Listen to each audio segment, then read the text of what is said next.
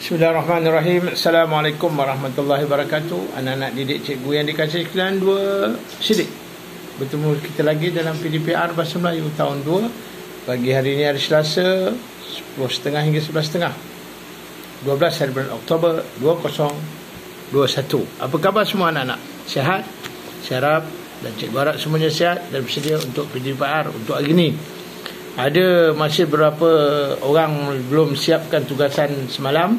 Saya harap dapat berbuat dalam minggu ini, insyaAllah, supaya kerja itu tidak bertangguh dan bertambah-tambah lagi.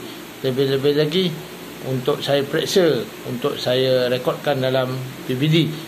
Mana latihan-latihan yang cikgu kata untuk markah PBD, harap dapat buat dengan segera dan dapat jawab dengan betul, supaya markah anda mencapai tahap memuaskan, iaitu lebih daripada tahap 3. Baik anak-anak, hari ini kita menggunakan buku aktiviti jilid 2 Bahasa Melayu tahun 2. Seperti biasa, sebelum kita mulakan PDPR kita, saya harap anak-anak semua bersedia, dan murid-murid pemulihan pasti dapat ikuti kelas pemulihan Cikgu Siti Hajar. Pertama, Haris, Sajidah, supaya walaupun kerja yang cikgu beri mereka buat, tapi cikgu tidak memaksa untuk kamu menyiapkan tugas-tugas yang cikgu beri, kecuali murid-murid perdana ataupun murid kelas 3 sidik yang tidak terlibat dengan pemulihan khas. Baik, untuk hari ini anak-anak, kita akan belajar kemahiran 4.3.1 dalam kurangan 1 untuk kita melengkapkan ataupun melengkapkan cerita berpandukan perkataan-perkataan yang diberi dalam petikan tersebut. Muka surat 57. Cuba buka buku aktiviti muka surat 57 sekarang. Baik, anak-anak dengar dulu cikgu baca. Di atas itu ada 6 perkataan yang perlu diisikan supaya kamu melengkapkan cerita tersebut. Perkataan tersebut cerita yang bertajuk Sang Burung Hantu Penjaga Ladang. Anak-anak tahu tak, burung hantu sebenarnya boleh menjaga ladang, terutama ladang kelapa sawit. Kalau anak-anak selalu lalu di ladang kelapa sawit, ada pondok-pondok kecil ataupun rumah-rumah kecil diletakkan, terutama pada pokok kelapa sawit yang hendak membesar, mula ditanam tu diletak situ. Apa tujuan dia? Kita dengar nanti. Apakah tujuan burung hantu diletakkan di situ? Untuk menjaga ladang. Pada suatu hari, Makcik Rokiah berasa amat sedih. Siapa? Makcik Rokiah. Buah sawit di ladangnya sering dirosakkan tikus. Rokiah, mari kita kosong burung hantu. Kita boleh pilih 6 perkataan tu. Mari kita membela burung hantu. Burung hantu boleh bela. Anak-anak kenal tak burung hantu? Mata dia bulat macam ni. Au, au. Itu bunyi burung hantu.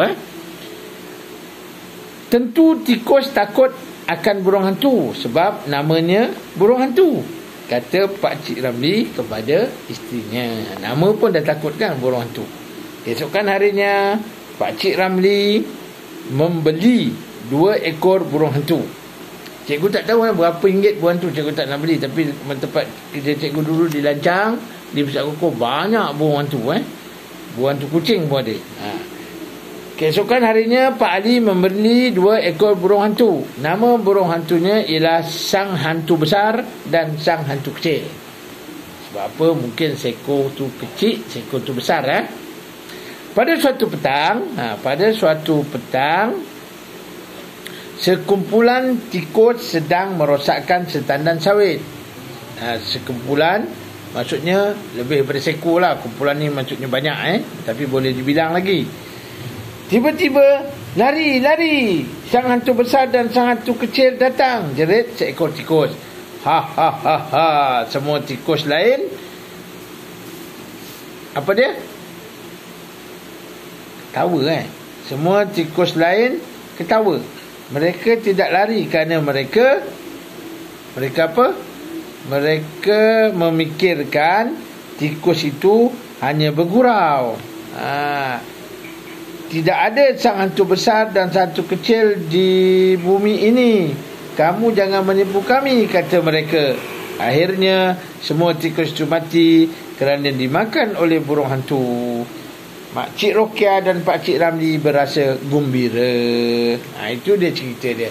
Kalau anak-anak dengar cikgu baca tadi, kamu boleh mendapat jawapan untuk mengisikan tempat-tempat kosong. Cikgu rasa tak susah kerana tugasan kamu hari ini hanyalah mengisikan 6 tempat kosong berpandukan jawapan yang dia beri. Cuma pilih je bergantung kepada situasi ayat tersebut, yang mana cerita tentang burung hantu dan penjaga ladang. Cikgu nak terangkan sekali lagi. Sebab apa orang ladang sawit masa dia nak tanam dah berbuah, dia bela ataupun dia simpan, dia buat pondok rumah berhantu tu kerana berhantu makan tikus makan kapur sawit, orang makan kapur sawit. Tapi bukan orang makan kapur sawit lah, orang makan kapur sawit yang dibuat mentega dan sebagainya, buat minyak kan. Tapi itulah maknanya kitaran makanan.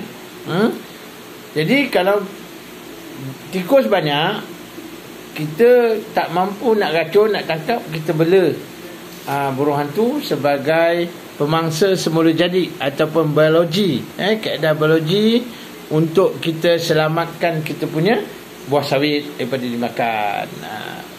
Tikus ni bahaya. Kalau kena kecil tikus, penyakit kecil tikus boleh membawa maut. Macam COVID-19 juga, macam denggi juga kalau kita tidak cegah. Jadi anak-anak dah baca, saya pun dah bacakan tadi petikan. Cuma apa yang penting, jawab dalam buku muka surat 57 ini, iaitu kemahiran 4.3.1, dan siap hantar. Kerana ini untuk saya ambil markah PBG kemahiran menulis dan memahami petikan, iaitu lengkapkan cerita dan kemudian kamu baca. Tak perlu kamu hantar rakaman bacaannya, cuma cikgu nak kamu baca. Tapi bila cikgu nak buat ujian bacaan nanti, kemungkinan petikan ini akan cikgu ulang semula untuk kamu baca dengan lancar dan memahami petikan. Kerana apa? Kemahiran membaca penting. Kerana kamu dah darjah 2, kamu sepatutnya dah boleh membaca, dah naik bulan 3 tahun depan untuk darjah 3. Tak sukar lagi kamu untuk mempelajari kemahiran-kemahiran yang lain. Kita masih banyak lagi kemahiran yang belum kita pelajari, dan insya-Allah kita bertemu lagi pada PDPR minggu hadapan, iaitu pada 25 dan 26 hari bulan. Berjumpa lagi anak-anak. Jaga kesihatan, jaga kebersihan, selalu cuci tangan, pakai mask kalau nak keluar, duduk di rumah kalau tak ada tujuan yang penting. Jagalah kesihatan, jaga diri, lindung semua. Anak-anak tahun 2, saya doakan semua dalam keadaan sihat walafiat. Tapi jangan lupa, kerja yang belum dihantar, hantarkan sebab segera. Bertemu lagi pada minggu hadapan. Assalamualaikum warahmatullahi wabarakatuh.